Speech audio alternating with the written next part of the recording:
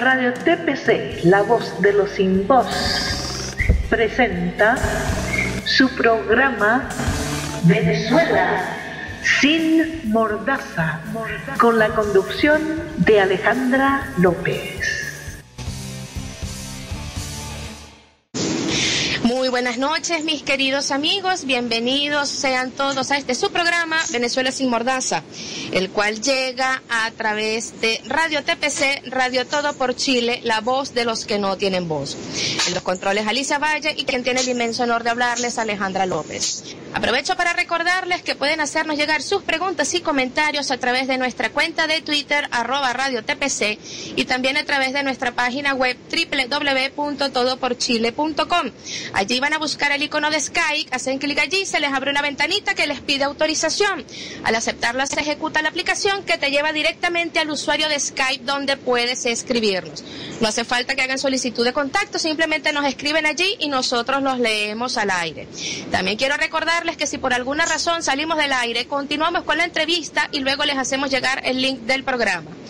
Quiero también saludar y agradecer a nuestros amigos y aliados del canal Celo Venezuela Soberana Libre, quienes en estos momentos transmiten nuestro programa. Ahora sí, quiero darle la bienvenida a nuestra invitada de la noche de hoy. Ella es la doctora Ana Mercedes Díaz, abogada y ex rectora del Consejo Nacional Electoral. Buenas noches, Ana, bienvenida. Buenas noches, Alejandra, gracias por tu invitación. Los agradecidos somos nosotros de contar contigo esta noche, porque además han sucedido una serie de eventos. Ha sido una semana muy agitada en Venezuela. Como todos sabemos, lamentablemente fueron encontrados ajusticiados 2 estudiantes de la Universidad de los Andes. En la tarde se sumó otro de la UNED, quienes fueron ajusticiados. Los chicos de Mérida, se presume, su madre denuncia que fueron detenidos por la policía del estado Mérida y esto... Bueno, ya sabemos cómo actúa el régimen, lamentablemente es así. También este miércoles CNN transmite una entrevista vía telefónica con Leopoldo López, quien se encuentra detenido en la cárcel militar de Ramo Verde. El día de ayer el régimen allana las oficinas del alcalde metropolitano Antonio Ledesma y es secuestrado por los miembros del Servicio Bolivariano de Inteligencia, el SEBIN. Lo secuestran porque para el momento de su aprehensión no existía orden de captura en su contra. Más allá de que yo pueda tener simpatía o no, es un hecho repudiable. Lo cierto de todo esto es que luego de la detención, varios actores de la MUD, en compañía de un grupo de la sociedad civil, se apostaron en las afueras del SEBIN exigiendo la liberación del alcalde. Y a mí en lo particular, esta es mi opinión muy particular, me hubiese gustado ver también ese mismo apoyo para nuestros estudiantes detenidos, para los tuiteros como Inesita Terrible, que por emitir opinión se encuentra tras las rejas. También me hubiese gustado ver ese apoyo para Loren Salet, Gabriel Vallejo y Gerardo Carrero, quienes se encuentran sepultados en la tumba. A 20 metros bajo tierra y llevan 2 semanas en huelga de hambre. Ana, me gustaría que comenzáramos conociendo tu opinión sobre la detención de Antonio Ledesma. Muchos piensan que es un acto desesperado del régimen porque ya está caído, otros dicen que es un pote de humo y algunos piensan que es la radicalización de la tiranía que hoy somete a Venezuela. Bueno, mira, comienzo diciéndote que el régimen no da puntadas sin dedar. Ellos no hacen cosas desesperadas como la gente piensa. Ellos todo lo tienen fríamente calculado. Ellos saben cómo mover sus piezas, saben lo que está haciendo. Si entendemos eso, podemos entonces ir analizando cuáles son las circunstancias. Definitivamente el señor Maduro tiene un problema serio que se le ha escapado de sus manos porque la alimentación no llega el alimento a Venezuela, ni siquiera en los barrios, la escasez es a todos los niveles y empieza entonces lo que diríamos la misma gente de ellos a molestarse y a activarse en su contra. También tenemos el hecho que dentro de las filas del chavismo, vamos a decirlo de alguna manera, pues hay tendencias, y no, o sea, no es Nicolás, vamos a decir que no es el líder del grupo, hay varios líderes, y entre ellos pues hay, vamos a decir, pugnas internas, que no pasaba cuando Chávez. Nosotros no acabamos de entender que Chávez era Chávez y Nicolás era Nicolás. y no hemos podido entender que es mucho más fácil luchar contra Diosdado y contra Nicolás que luchar contra Chávez. Entonces, si entendemos eso y nos vamos ubicando, sabemos que internamente, dentro de ellos, hay circunstancias que se están tratando de definir. Obviamente, ellos se quieren mantener en el poder, ya sea con Nicolás, ya sea con Diosdado Cabello. El juego de ellos es mantenerse en el poder. ¿A costa de qué? De lo que sea.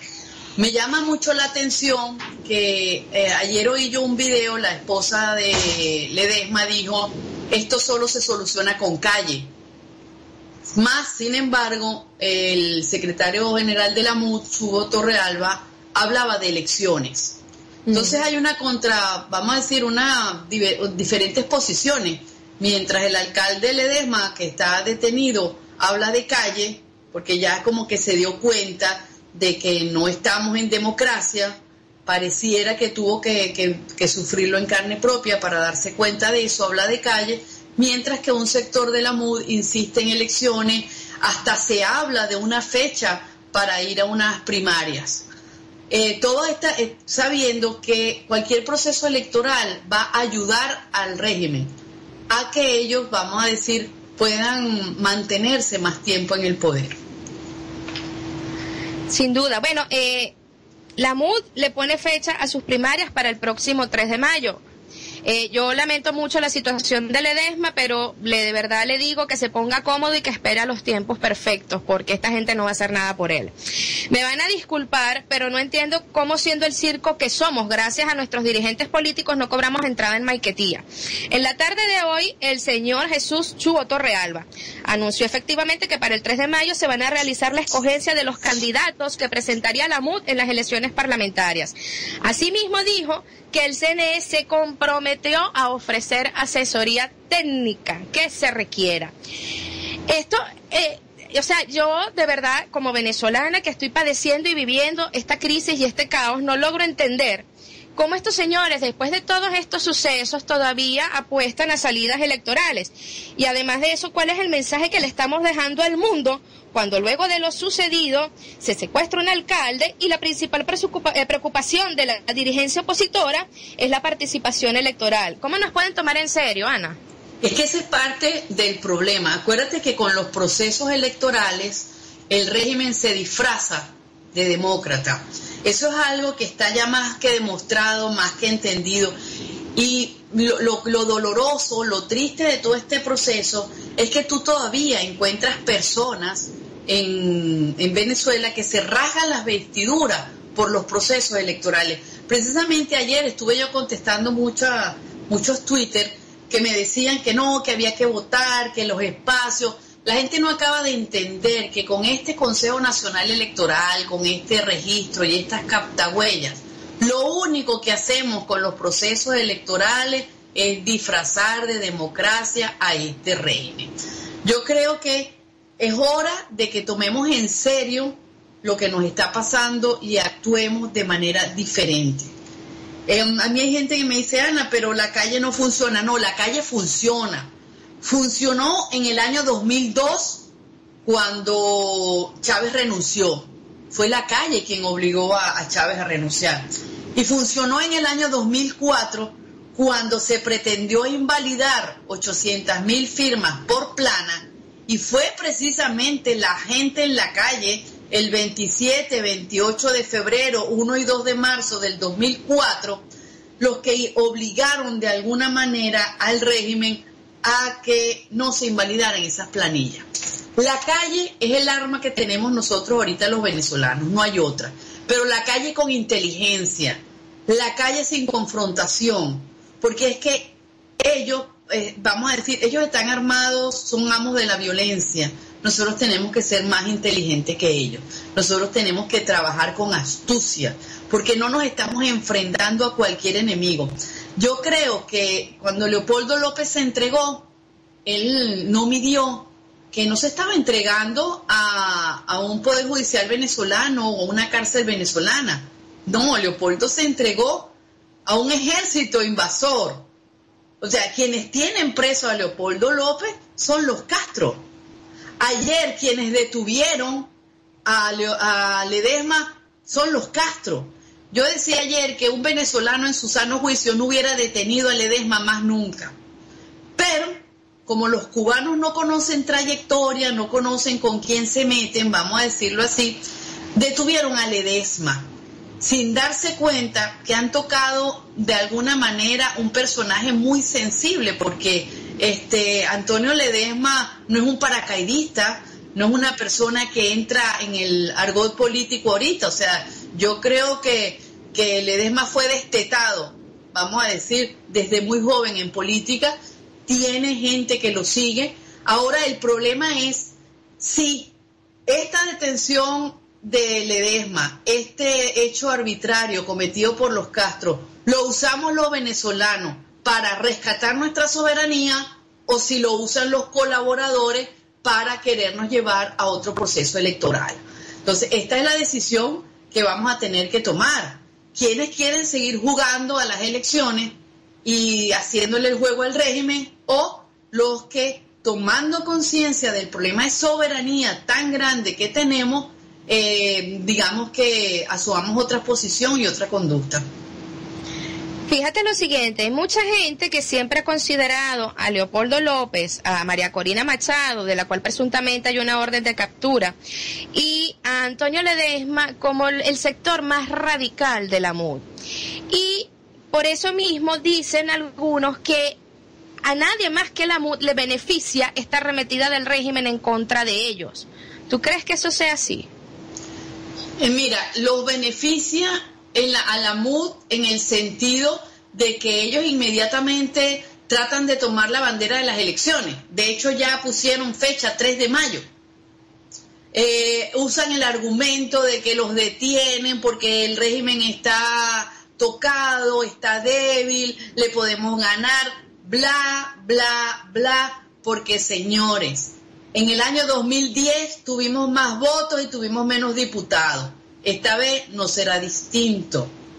Entiéndase, el régimen castrocomunista no va a entregar el poder con votos.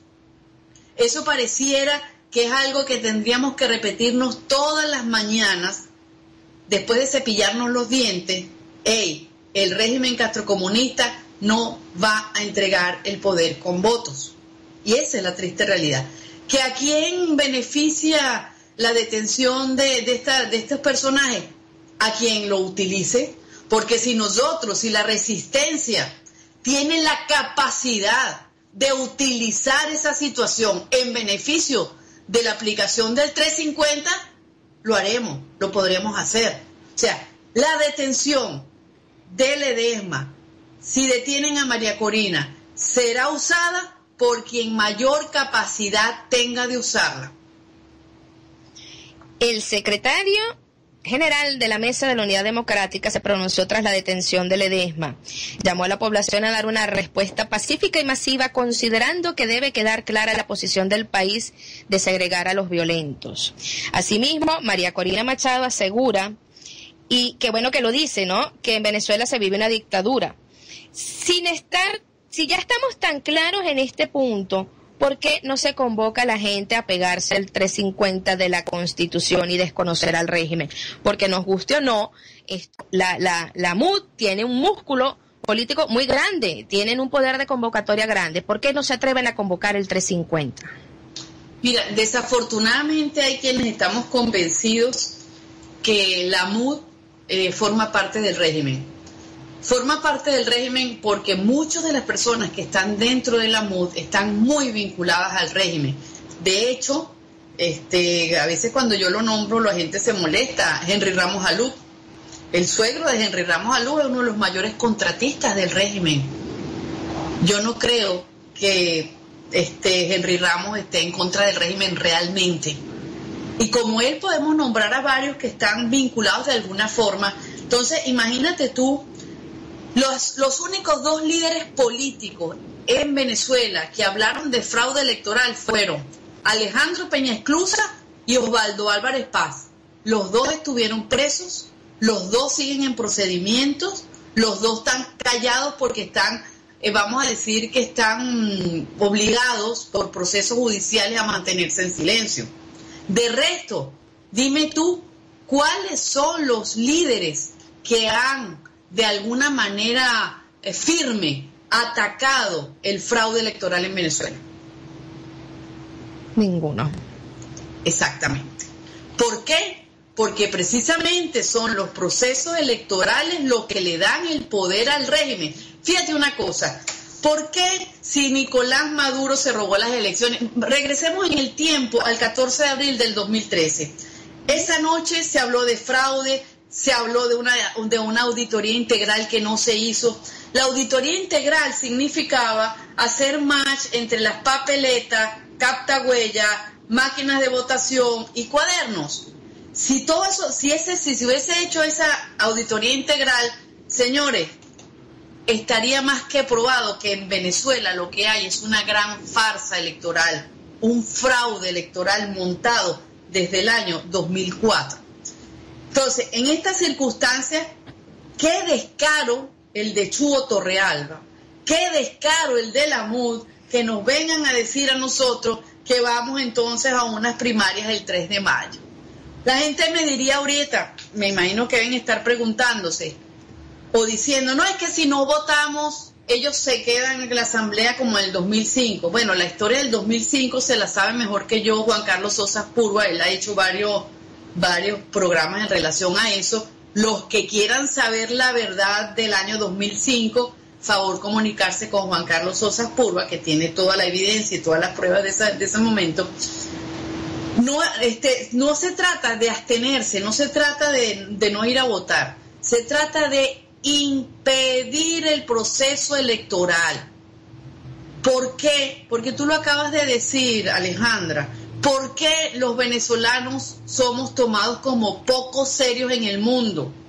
Porque el año pasado, con 43 homicidios en las manifestaciones, viene la mesa de unidad, se sienta a dialogar y pararon la calle.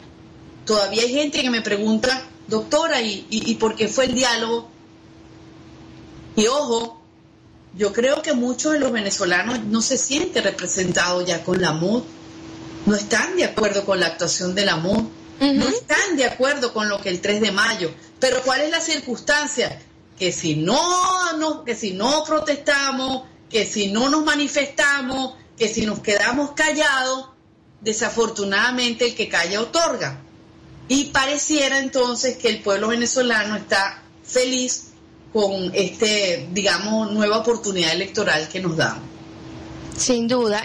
Yo estoy totalmente de acuerdo contigo en eso. La gente no está contenta con la MUD porque tú sales a la calle, yo salgo a la calle porque tengo que hacer colas, porque me tengo que calar esto. Y la gente está muy decepcionada de la MUD, pero a su vez dicen que, bueno, que qué van a hacer si no hay nada mejor que eso. Lo cual, por supuesto, es un error, pero allí viene entonces la parte de la resistencia. En algunos casos yo considero que la resistencia no ha sido tan efectiva a la hora de la difusión del mensaje, porque hay gente maravillosa haciendo un verdadero trabajo por y para Venezuela, que debe ser tomado en cuenta. Ahora también, Ana, vivimos recientemente en varios estados del país manifestaciones y nuevamente tenemos como resultado estudiantes detenidos, heridos. Y mi pregunta es, ¿qué es lo que está faltando dentro de la resistencia? ¿Por qué no se logra difundir el mensaje efectivamente para evitar la confrontación? Porque como tú bien dices, las armas no las tenemos nosotros. ¿Qué pasa allí? Mira, yo te voy a ser muy sincera. Hay una frase lapidaria que está en nuestro himno nacional que dice: el vil egoísmo que otra vez triunfó. De eso he conversado muchísimo con la doctora Adriana Vigilanza. Yo creo que nosotros los venezolanos sufrimos de una mezquindad y de un egoísmo que nos está costando la libertad. Te digo esto por lo siguiente: en resistencia hay gente maravillosa, hay gente extraordinaria, más por alguna razón es como si trataran, y digo trataran porque prefiero sacarme de ese saco, porque yo a veces lo que hago es responder a los ataques, pero hay gente que está dedicada a que quien levanta la cabeza o quien está fungiendo como un liderazgo, inmediatamente quitarlo. Aquí en Miami tienen un cuento que dicen que en el puerto habían varios tobos con cangrejos y los cangrejos venezolanos estaban destapados. Entonces le viene el cubano y le dice al otro, óyeme tú, porque tú tienes los cangrejos venezolanos destapados. Y el tipo viene y le dice, es que esos cangrejos son muy raros. Cuando alguno se va a salir, vienen los otros y le jalan la pata y lo vuelven a meter. Eso pareciera que nos pasa a los venezolanos. Nosotros cada vez que sale un líder, que sale una voz en Venezuela, tú empiezas a ver dentro de la resistencia a una cantidad de gente con palo armado a caerle palo al mensajero y de esta manera hacer un daño terrible a la resistencia. Yo soy de las que promulgo que no deberíamos hacerle caso al mensajero, sino al mensaje. Nosotros deberíamos unirnos alrededor de un mismo mensaje, sin tomar en consideración al mensajero. ¿Por qué? Porque aquí todos tenemos enemigos. Alguien nos cobra cualquier cosa. Entonces, a mí, por ejemplo, y tengo que aprovechar este momento de decirlo, vamos a decir, tengo mis diferencias con Robert Alonso, más sé que él tiene muchísimas razones en muchas cosas, pero Robert Alonso no es el mejor mensajero. Ahora, no habría que atacar los postulados o los pensamientos de Robert Alonso porque no estamos de acuerdo con su persona o con su estilo.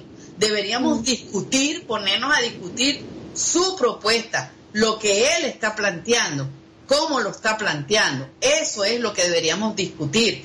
Por ejemplo, con Franceschi, también discutir con él qué es lo que estás proponiendo, porque es una voz válida de la resistencia. Lo que te quiero significar es que voces de la resistencia hay muchos, pero no hemos podido unificar el mensaje.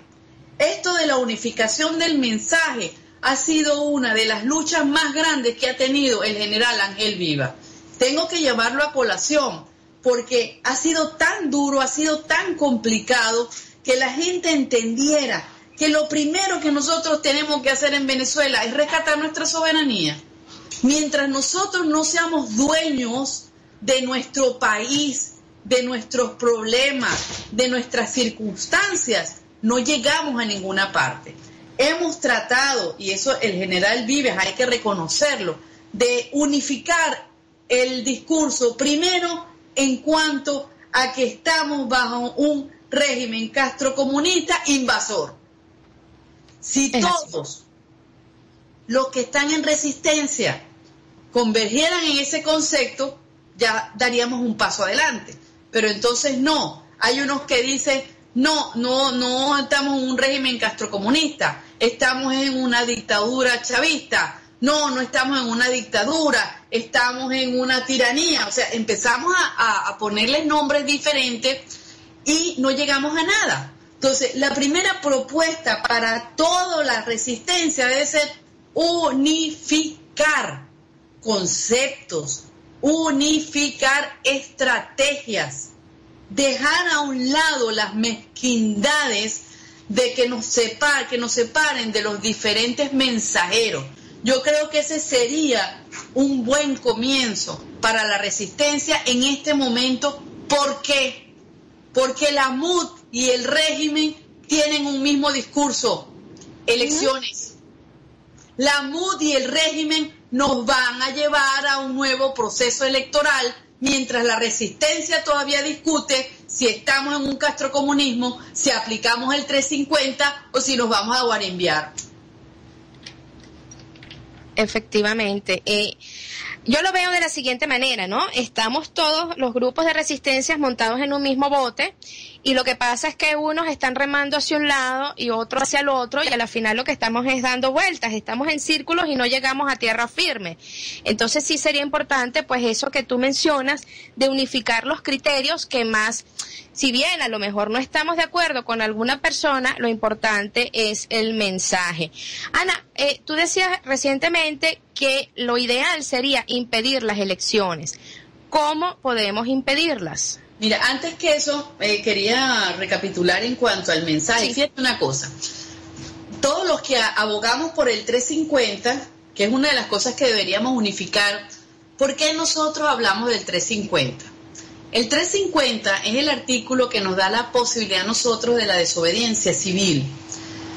Hay sectores en la resistencia, vamos a decir, opiniones valederas que dicen que la Constitución del 99 es inconstitucional por la manera en que se hizo, que la Constitución vigente es la de 1961, pero resulta que el 350 de la Constitución del 99 era el mismo 250 de la 61. Entonces, en definitiva, cuando nosotros decimos, ¿por qué tenemos nosotros que hablar de un artículo de la Constitución? Porque eso es lo que nos da a nosotros un marco legal. Si nosotros dentro de Venezuela y fuera de Venezuela tomamos acciones invocando el artículo 350, nos estamos dando la misma legitimidad, vamos a decirlo de alguna manera, que se da el régimen con las elecciones fraudulentas. Nosotros no acabamos de entender que hay cosas que nosotros tenemos que aprender del régimen. Así como el régimen, tú ves que de repente habla y dice el amor y con el amor te está cayendo a tiro, nosotros podemos decirle, no, mira, aquí en la Constitución habla del 350, habla de la desobediencia civil y nosotros en aplicación del 350 y el artículo 333 que habla del rescate de la vigencia de la Constitución, tomamos tales y tales acciones. Si todos los sectores de la resistencia lográramos coincidir, uno, que estamos en un régimen castrocomunista, dos, que necesitamos vestirnos de constitucionalidad con el artículo 350, mira cómo ya iríamos avanzando, ¿okay? Tres, en aras de rescatar la vigencia de la Constitución, aplicar las estrategias que tengamos a bien aplicar.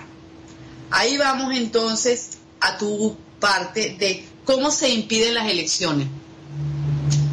Mira, las elecciones se impiden con la misma fuerza y la misma, digamos, estrategia de la calle. Te explico, en el año 2004, el 26-27 de febrero del año 2004, yo estaba en el Consejo Nacional Electoral y se iban a anular 800.000 firmas diciendo que eran planas.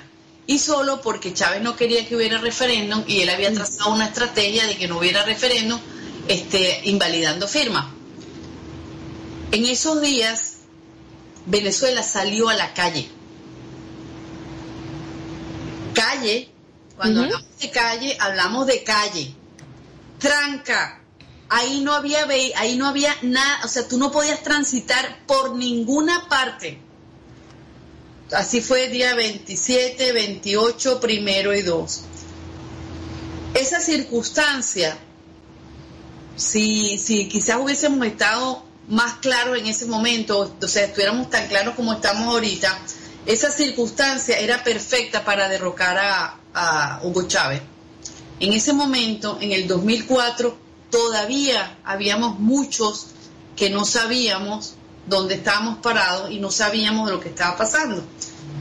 En ese momento, el 2, el 3, en esos días, los primeros días de marzo, vino Pompeyo Márquez y paró la circunstancia y dijo, va a haber referéndum, vamos a volver a recoger las planillas planas y llamaron a la paz, vamos a decirlo así. Entonces, lo que yo te quiero significar con esto es que para impedir las elecciones tendremos que volver a cerrar las calles, a cerrar las autopistas, a cerrar el país. ¿Por qué te digo yo de cerrar el país? Porque es que de otra forma no hay. Mira, tú me dices a mí, hay gente que me dice, vamos a un paro, vamos a parar. Bueno, ¿quiénes vamos a parar? ¿Quiénes se pararían? Te pregunto, Alejandra, ¿quiénes pararían? ¿Cuántos empleados públicos no hay con bozal de arepa que van a querer ir a trabajar para que no los voten? Exacto. Pero si nosotros les tenemos el país parado, ellos tienen la excusa perfecta. No van a trabajar porque el país está parado porque no se puede transitar por las calles. Y yo estoy hablando en estos términos porque no quiero robarle, oígase bien, no quiero robarle autoría a otras personas en relación a lo que estoy diciendo y lo que estoy hablando, ¿ok? Yo creo que tú sí me entiendes, Alejandra. Sí. Ok. Entonces, como yo no quiero que el día de mañana se diga, no, porque la doctora Anadía se robó las ideas de fulano. No. Cada quien tiene que hablar de lo que, vamos a decir, de su especialidad. Entonces, lo que yo te quiero decir, ¿cómo se impiden las elecciones? Trancando las calles, trancando los barrios, trancando las autopistas, y en Venezuela no se mueve nadie. ¿Qué es duro? Es duro, Alejandra, pero si nosotros no somos capaces de sacrificarnos por nuestras familias, por nuestro país, nos merecemos ser esclavos de los Castro. Sin duda. Además de que estamos viendo una situación que es insostenible, los niveles de escasez son atroces, la inseguridad. El año 2014 cerró con 25.000 ciudadanos asesinados por el AMPA. Se denuncia a Diosdado Cabello como el jefe del cartel de los soles. Viene el aumento de la gasolina, la devaluación de la moneda, represión. ¿Qué más tiene que pasar de repente para que haya una actuación de la Fuerza Armada institucional que sea contundente y que ponga fin a este caos que es hoy Venezuela? Y te pregunto esto porque mucha gente cae en la desesperación, y tú ves, por ejemplo, ya que mencionabas al general Vivas, que le preguntan, bueno, ¿y para cuándo? Y que eras pura bulla y no sé qué más. Pero obviamente hay un proceso allí y hay que ir por pasos, pero ¿cómo le hacemos entender a la gente esto? Mira, no hay peor ciego que el que no quiere ver. A mí, yo cada vez que me enfrasco en discusiones con gente que me dice que no, que hay que ir a votar a pesar de, que no podemos dejar los espacios vacíos, y te pasan 7 minutos, 20 minutos discutiendo sobre el mismo tema, que es el fraude electoral, pues eso te puede decir a ti, ¿cómo hacemos para convencer la mayor cantidad de gente posible? Yo pienso que para convencer la mayor cantidad de gente posible tenemos que unificar criterios. Lo que yo te decía, unificación primero. ¿Qué es lo que nos está pasando? Porque tú me hablas de elecciones si estuviéramos en un gobierno democrático. Entonces, si la resistencia tiene un discurso único, estamos en un régimen castrocomunista, entonces ya ahí tú vas decantando. El que hable de elecciones no está con la resistencia. ¿Ok? Vamos a aplicar el 350. ¿Por qué? Porque el 350 es el que nos baña de constitucionalidad y nos legaliza cualquier actuación que nosotros hagamos. Bueno, el que te dice no vamos a aplicar el 350, ya te está abriendo una puerta. O sea, volvemos a insistir en unificar criterios, dejar a un lado los egos y los protagonismos. Aquí lo vemos a todos los niveles, los que son militares, los que son políticos. Tú te encuentras con gente, yo fui diputado, yo soy general, o yo soy... Aquí vamos a ponernos todos soldados rasos de Venezuela y vamos a unificar las estrategias. ¿Cómo impedimos las elecciones? Con la calle. ¿Cómo llegamos a la calle? Si unificamos los criterios y unificamos los conceptos. ¿De quiénes depende? De nosotros mismos. Es así. Fíjate, Noel Pereira nos hace un comentario y una pregunta, Ana. Él nos comenta lo siguiente: María Corina Machado convoca las calles por Ledesma, pero no convoca para rescatar la soberanía, ni pedir el acta de defunción del muerto, ni la partida de nacimiento del vivo. Y dice lo siguiente también: la prensa internacional avala a la oposición diciendo que nos representan. ¿Cómo podemos hacer ver a la prensa internacional que ellos trabajan de la mano con el régimen? Mira, si nosotros logramos trancar las calles, si nosotros logramos paralizar al país trancando las calles, trancando todo, yo te puedo asegurar que la prensa internacional nos pararía más. ¿Qué fue lo que pasó? El año pasado, ¿quiénes se sentaron a dialogar? Yo no vi a la gente de Táchira que venga desde esta humilde tribuna un reconocimiento para la gente de Táchira, que lo ha dado todo. De verdad que el Estado Táchira ha sido increíblemente luchador, y a ellos de verdad el orgullo de que son parte de Venezuela y son una parte importantísima de Venezuela. ¿Quiénes del Táchira se sentaron en esa mesa del diálogo? Yo no vi a nadie. ¿Y tú, Alejandra? Exacto. No, tampoco. ¿Quiénes se sentaron? La mesa de la unidad. ¿Pero por qué se sienta la mesa de la unidad? Porque son, vamos a decir, el marketing, es el producto que está vendido, es lo que la gente cree que maneja, que puede en un momento dado hacer la paz, vamos a decirlo de alguna manera. Es así. Precisamente la Mesa de la Unidad Democrática tiene un discurso bastante contundente con respecto a una intervención militar. Ellos lo llaman golpe de Estado. Eso obviamente hace que de alguna manera la Fuerza Armada institucional se vea coartada de actuar, porque obviamente los ojos del mundo estarían al pendiente y dirían, no, esto es un golpe de Estado y bueno, volveríamos a lo mismo, sucesos del 2002 y qué sé yo. ¿Cómo tendemos este puente entre la sociedad civil y los militares? ¿Cómo reconciliamos a estos dos grupos? Porque es un hecho que la sociedad civil se siente huérfana tras las incesantes violaciones a los derechos humanos y la brutal represión del régimen. ¿Cómo hacemos para efectivamente quitar ese velo que ha puesto a la Mesa de la Unidad Democrática con respecto a una intervención de la Fuerza Armada Nacional? Mira, todos sabemos nosotros cómo se maneja la idiosincrasia del pueblo venezolano. Las dos veces que la sociedad civil ha salido a la calle de manera contundente, de manera firme, los militares se han pasado para este lado. ¿Qué es lo que sucede ahorita? ¿Por qué los militares no dan un pronunciamiento firme en estos momentos? Porque no nos ven fuerte como sociedad civil. No hemos podido unificarnos como sociedad civil. De repente tú ves hechos aislados en el Táchira, hechos aislados en el Zulia, hechos aislados en Lara, hechos aislados en Monaga. Pero en el momento que los hechos se den en forma activa, generalizada en todos los estados, yo te aseguro que en ese momento las Fuerzas Armadas tomarán otra actuación. Tú me vas a decir, pero bueno, ¿por qué no lo hacen antes? Porque tenemos que entender las miserias humanas, Alejandro. O sea, nosotros tenemos que estar claros en qué es lo que ha pasado en Venezuela, cómo esta gente logró sacar lo peor que tenía el venezolano, los sentimientos más oscuros que tenían los venezolanos. Esta gente lo logró sacar y logró corromper muchísimo y ha hecho mucho daño. Bueno, ¿qué es lo que nosotros tenemos que hacer? Tomando en cuenta esa situación, realizar acciones que nos lleven a nosotros a rescatar el país.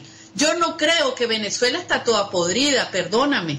Si hay algo que yo digo hoy en un video que estamos poniendo hoy, y digo porque estoy con la misma ropa que se grabó el video, nosotros somos hijos de Venezuela.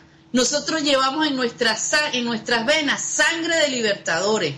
Nosotros tenemos dentro de nosotros la capacidad de lucha que no nos han podido robar. Pero esa capacidad de lucha necesita unificación, necesita organización, necesita, vamos a decir, deslastrarnos de mezquindades.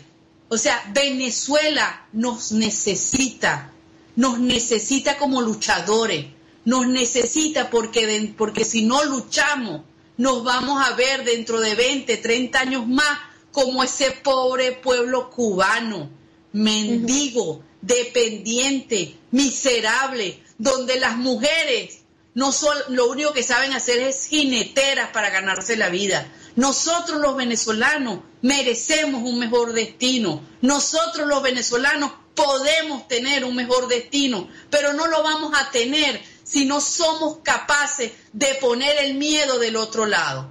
El miedo tiene que cambiarse de bando, y para que el miedo se cambie de bando tiene que haber una unidad de criterio del lado de la resistencia, tiene que haber una unidad de discurso en el lado de la resistencia, y será muy sencillo. Todo aquel que hable de elecciones no es resistencia, es colaborador. Y por ahí empezamos. Ni más ni menos. Nos llega a través de nuestra cuenta de Twitter, Rebelión 1969, dice lo siguiente: Robert Alonso no tiene el derecho de autor sobre la guarimba. Que Ana hable con claridad porque la gente no va a entender. Bueno, vamos a hablar de ese término. Vamos a decirlo de esta manera. De alguna manera, por alguna razón, el régimen logró satanizar ese término de la guarimba, y mucha gente le tiene terror, le tiene miedo. Tú dices guarimba y la gente, ¡ah, guarimba!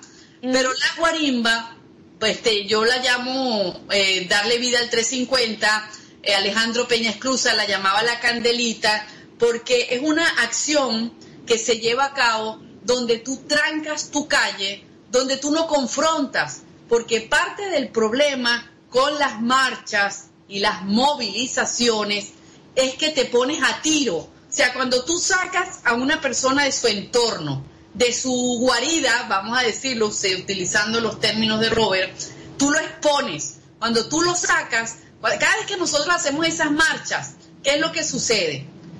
Ellos tienen francotiradores, ellos tienen infiltrados en las marchas, ellos tienen un poder, vamos a decir, armado, que nos da de baja a nuestros jóvenes, a nuestros manifestantes. Entonces, hacer marchas, desplazarse, no es una buena idea para confrontar a este régimen castrocomunista.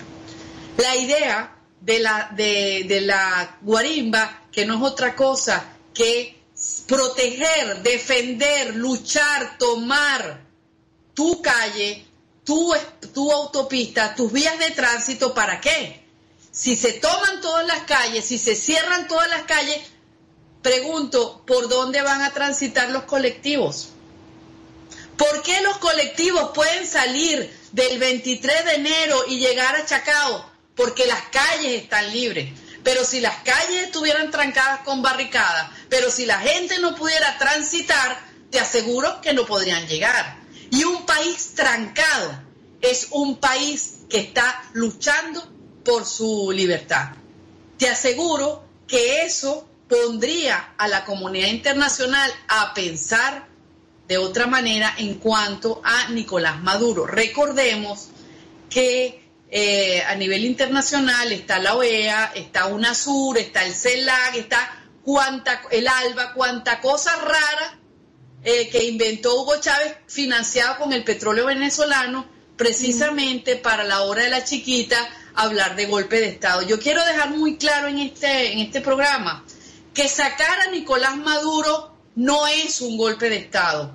Nicolás Maduro es colombiano, Nicolás Maduro se robó las elecciones, Nicolás Maduro ha matado estudiantes venezolanos. O sea, yo creo que sacar a Nicolás Maduro es justicia, es soberanía, es derecho. Entonces, a mí cada vez que me hablan de golpe de Estado cuando hablamos de sacar a Nicolás Maduro, se me parece tanto a que se le hace el juego al régimen.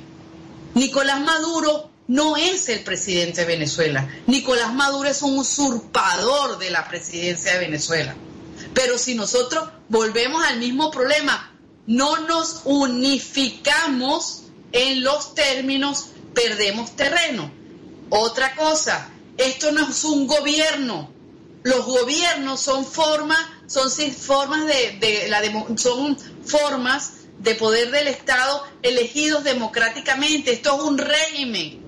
Este gobierno no fue electo. Este gobierno se robó las elecciones. Aquí no hay poder público que no esté secuestrado. A mí cuando me decían, no, porque es que Nicolás Maduro renuncia y vamos a elecciones. Por favor, Nicolás Maduro renuncia y Tibisay y Lucena siguen el Consejo Nacional Electoral. ¿Qué hicimos? Exactamente. Vamos a cambiar un rojo por otro rojo. Sí. Precisamente, ahora que mencionas eso, recuerdo que el humorista y politólogo Laureano Márquez recientemente afirmó que la única salida es que el gobierno de Nicolás Maduro sea sustituido por otro de transición encabezado por el propio chavismo en consenso con el resto del país. ¿Significa esto entonces que salimos del chavismo con más chavismo? ¿Ves lo que tú me estás diciendo? Nosotros tenemos como que decantar quiénes estamos dónde. Por ejemplo, estos líderes que supuestamente representan a la oposición de alguna manera, pero hablan de seguir en conchupancia con el régimen. No podemos seguir creyendo que son oposición. O sea, esto lo que son parte del régimen, son apéndices del régimen. Son personas que lo ayudan a mantenerse en el poder. A mí lo que realmente me mortifica es que este señor, con el debido respeto, genera una matriz de opinión importantísima, y entonces habrá más de un bolsa que cree, oye, sí, mira, esta es la alternativa, o sea, salimos del chavismo con más chavismo, ¿no? Eso es lo que a mí me mortifica, porque hay mucha gente que quizás, pues, no ve más allá de lo evidente, que es precisamente el colaboracionismo existente dentro de esta oposición que no se opone a nada. Exactamente. Ahora, fíjate, con la cuestión de qué hacer, ya sabemos qué hacer, o sea, se sabe perfectamente qué hacer. Lo que pasa es cuándo lo vamos a hacer. Yo creo que tenemos que, vamos a decir, que fortalecernos más como resistencia. Tenemos que, vamos a decir, que empujar más la carreta. Yo soy de las que digo que Nicolás no se cae, a él hay que tumbarlo, a él hay que sacarlo, siempre tomando en cuenta que no es el presidente de Venezuela, que es un usurpador. Exacto, sí, yo cuando dicen, no, ya esto está caído, Nicolás se cae, yo digo, pero ¿cómo se va a caer si el carajo está feliz? O sea, el tipo hace lo que le da la gana, reprime a quien le da la gana, tiene todos los poderes secuestrados, tiene apoyo internacional de los países que viven de la renta petrolera venezolana, y digo, pero ¿cómo se les ocurre pensar que el tipo está caído sin que nosotros generemos ningún tipo de acción para que eso ocurra? Exactamente, o sea, no, él no está caído, y cada vez, óyeme una cosa, ahorita vamos a empezar, fíjate, ya la MUD habló del 3 de mayo, imagínense ustedes, estamos hoy a 20 de febrero y ya esto está corriendo para el 20 de mayo, y entonces desde aquí y hasta el 20 de mayo, ¿qué va a pasar? Un día le están haciendo esto a Leopoldo, y entonces nos entretenemos una semana con Leopoldo. Que Ledesma, y nos entretenemos. Señores, o nosotros nos decidimos rescatar nuestro país, o nos va a agarrar el año 2030 en esta misma pendejada. Entonces, claridad, Alejandra, claridad, firmeza, y ojo, hay muchas personas que me imagino que escribirán ahorita en Twitter y van a decir, bueno, eso es muy fácil porque ella está afuera, no sé qué. Yo les quiero decir algo. Ni siquiera los que estamos todos afuera hemos sido capaces de unificar el criterio. Entonces imagínense ustedes cómo está la cosa. Los que estamos afuera tenemos un deber quizás ineludible, que es nosotros mismos en el exterior unificar el criterio. O sea, nosotros no podemos seguir en grupejos, en grupitos, en el exterior, porque unos están con Ledesma, el otros están con Viva, los otros están con María Corina. Perdonen, si estamos en el exterior estamos con Venezuela. Nosotros no tenemos por qué estar con grupejos en el exterior. Nuestro norte tiene que ser Venezuela. Y este es un llamado para todos los grupos de venezolanos que están en el exilio, que no son capaces de reconciliarse entre ellos mismos que están afuera, con un solo objetivo que se llama Venezuela. Exactamente. Hay una verdad, y es que todos los venezolanos, estemos dentro o fuera del país, estamos presos y sometidos a los caprichos del cadáver insepulto de Cuba. Y que la unidad no debe girar en torno a algún dirigente o partido político, sino que la verdadera unidad debe girar en torno al rescate de la soberanía y libertad de Venezuela. Porque así, y solo así, quienes se encuentran en celdas más pequeñas podrán ser libres. es importante que esto se entienda. ¿Es así? Exactamente, Alejandra.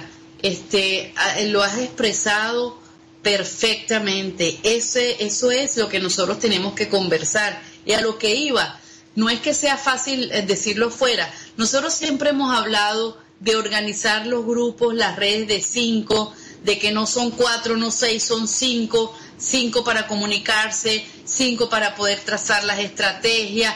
Fíjense que vamos a hablar un poquito, quizás, yo creo que uno de repente reconociendo errores podemos como aprender de ellos y no volverlos a cometer.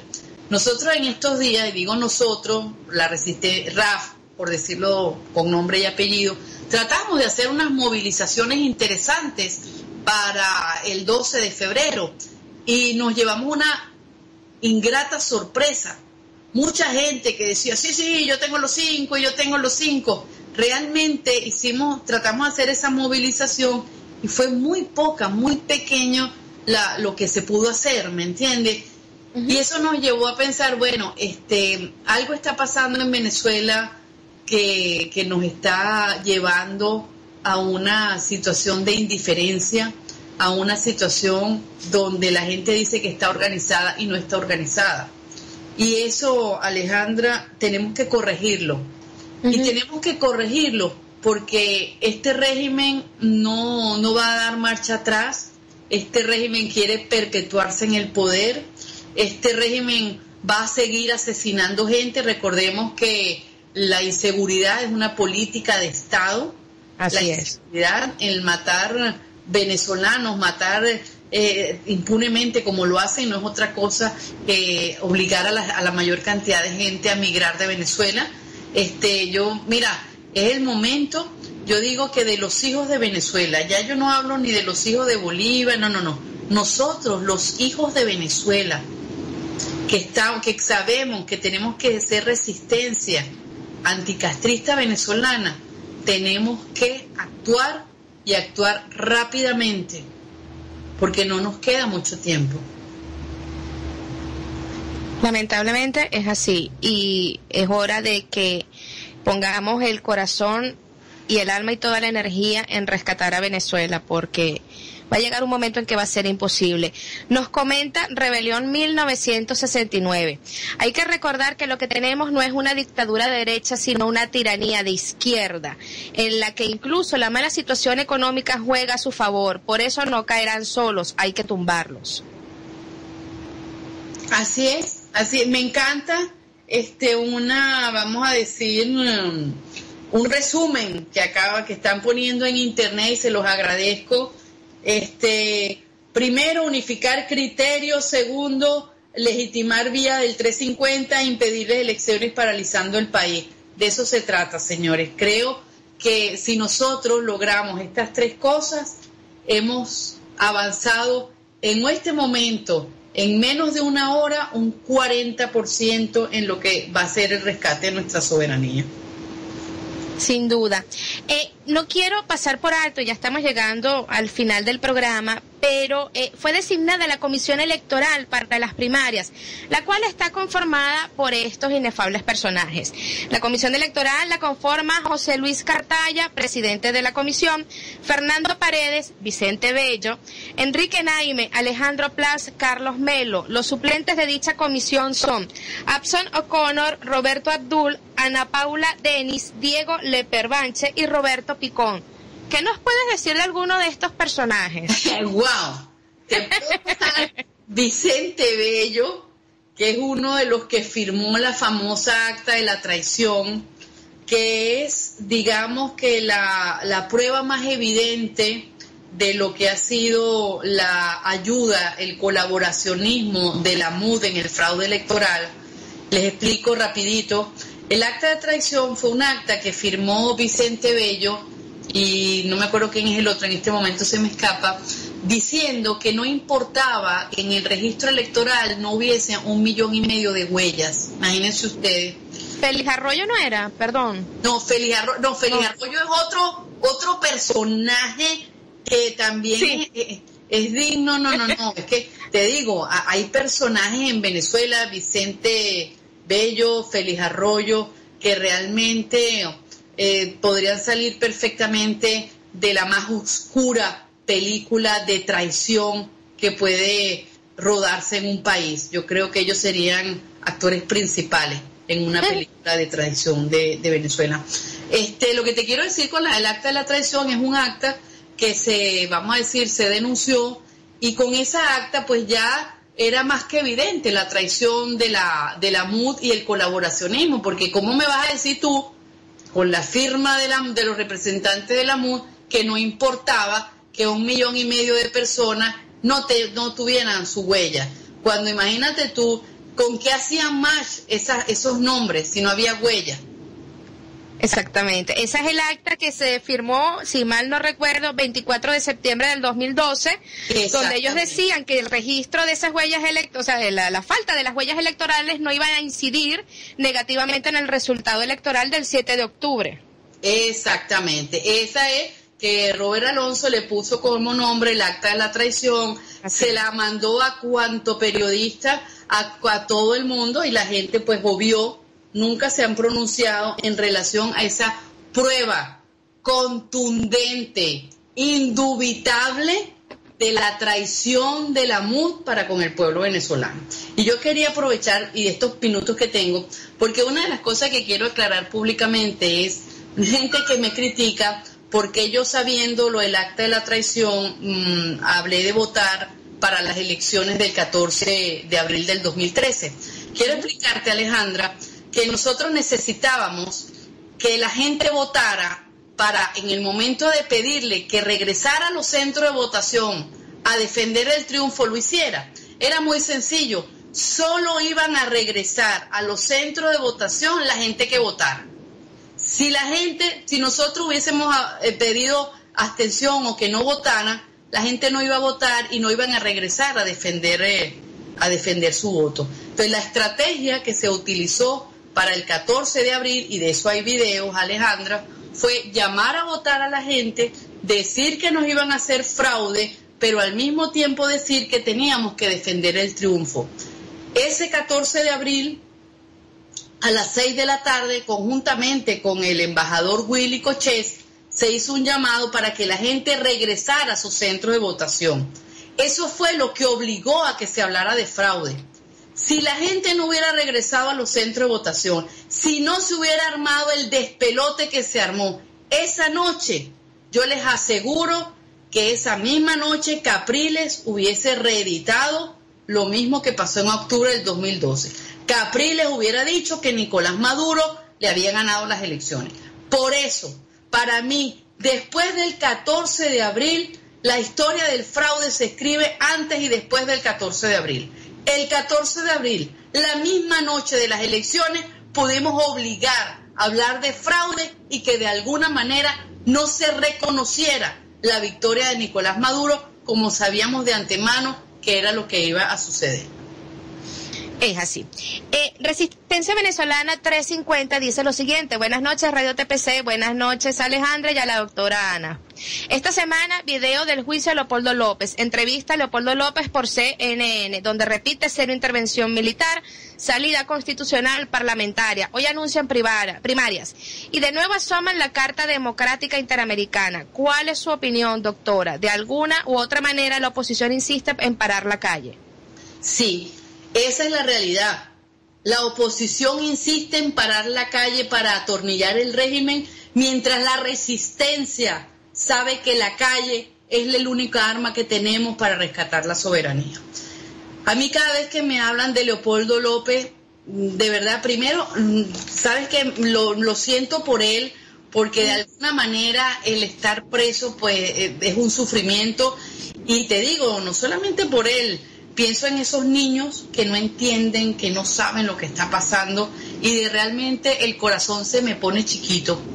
Pero como también tengo que pensar en el país, a mí me aterra pensar que nosotros logremos trancar la calle, que nosotros logremos paralizar el país y que nos suelten a Leopoldo López y que Leopoldo López nos diga que vamos a una constituyente.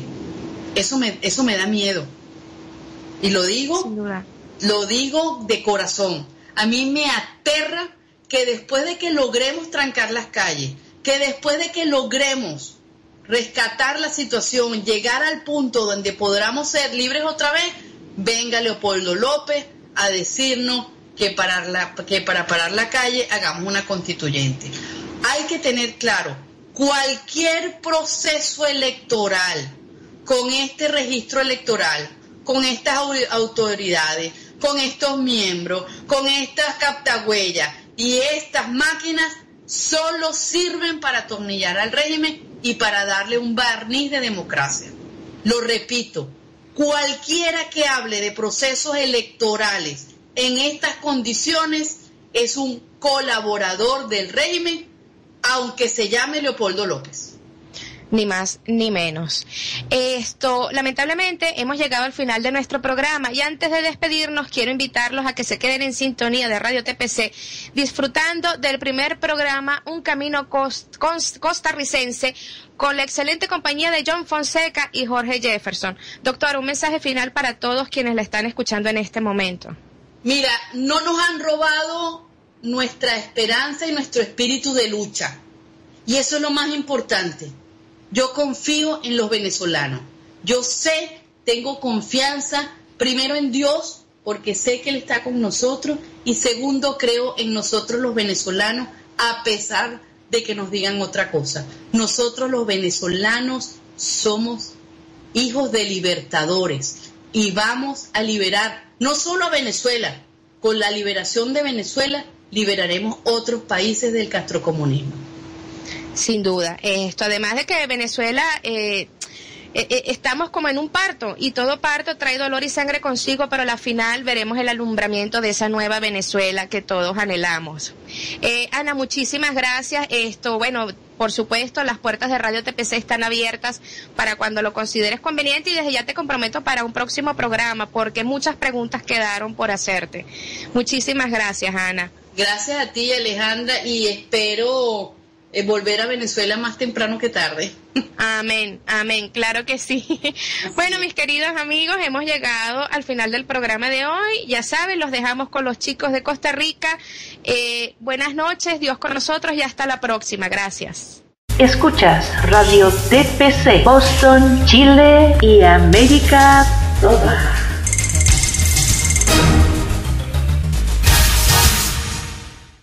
Cárceles y penales donde los que derrotaron al terrorismo, liberaron sus países y protegieron las constituciones de cada uno de estos, hay miles en toda América.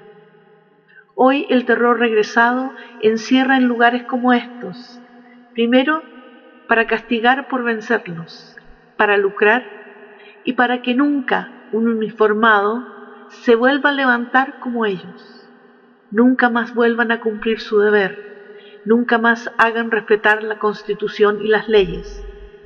Los hoy apernados terroristas de ayer, hoy regresados, elevados a la santitud por la izquierda perversa internacional, que hace todo lo posible por hacer de América toda el continente donde sucumbió la libertad.